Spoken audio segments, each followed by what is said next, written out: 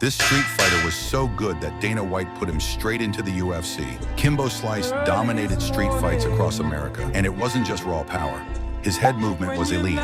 You could barely touch him. He'd slip punches by inches, staying calm while opponents swung at air. And when they did land a hit, his head felt like metal.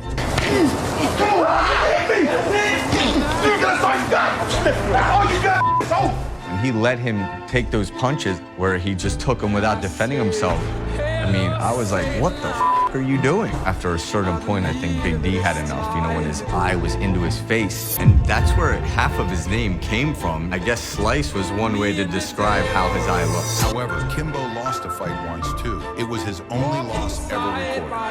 He fought an ex-police officer, a big guy, and they literally fought till Kimbo said no more because of how brutal and long the fight was. Even at all his fights, I was never afraid of anything because I felt like nothing could touch him.